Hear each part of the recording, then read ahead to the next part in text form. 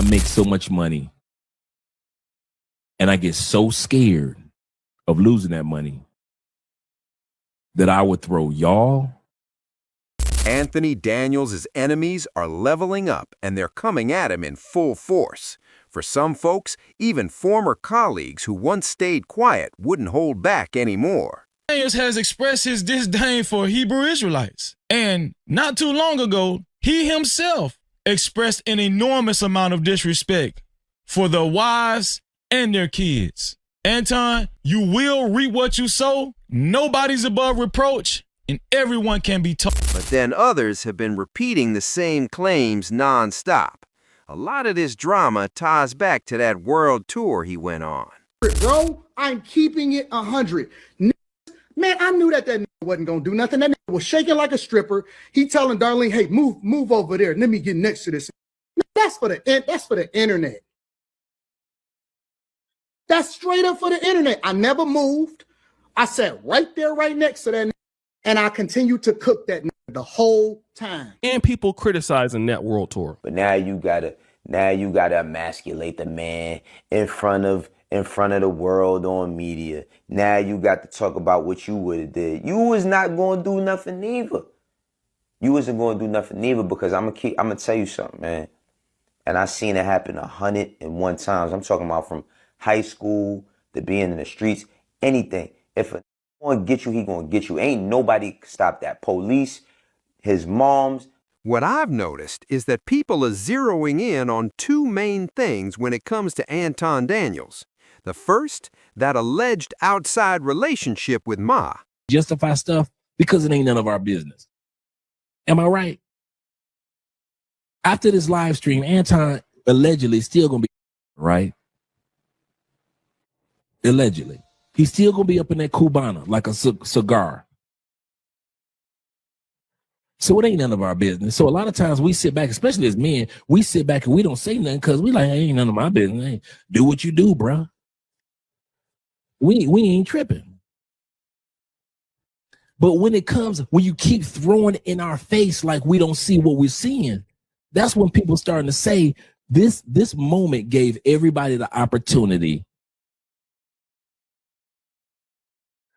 When Corey said what he said, and take your bitch with you, we've been thinking like this for damn near a year, Anton.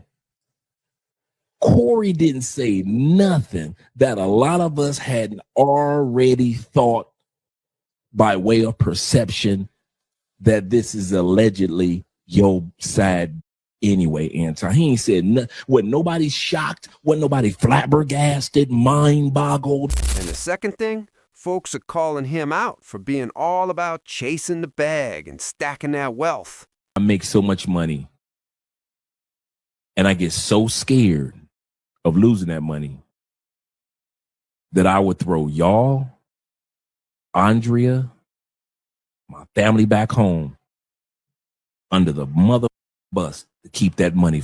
Now, I want to really break down all these takes and compartmentalize what's happening with today's polarizing creators.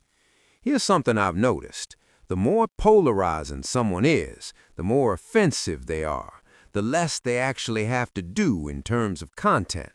And I'd say guys like Tommy, Anton Daniels, and even Mayan fall into this category.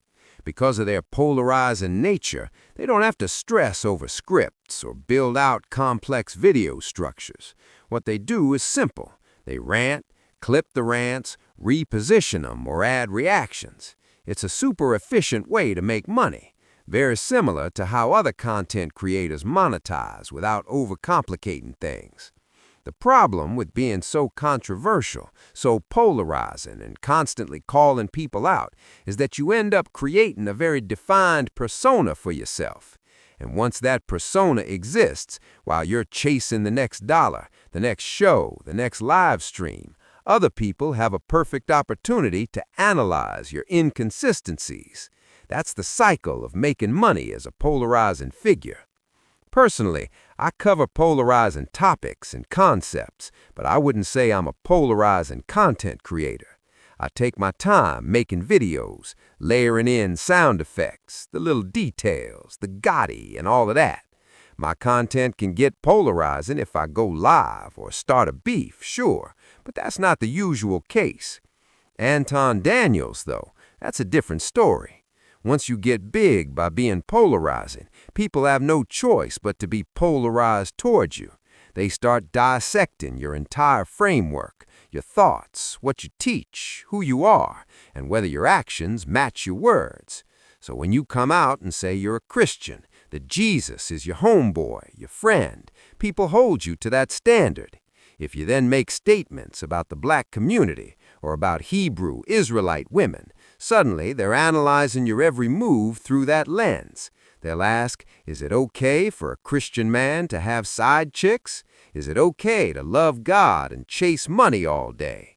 Then they'll look at your work, your actions, your associations. Anton Daniels wears the bag chaser hat every day. Money, fame, and the women that come with it are basically his god. So people dig into fallouts, ex-friends, current connections like Fresh and Fit, and they build their case on everything you've done and said. And then the history just keeps piling up, piling up, piling up. People start sizing you up and saying, okay, this person's a hypocrite, or this person's being hypocritical. When you're living every day talking about all these topics, the reality is you can't cover every angle with every creator, especially because some of them already dislike you and are watching for hypocrisy. Every time they look at you, they're basically saying, hey, this is what I see. Over time, here's what happens with content creators who are way too polarizing.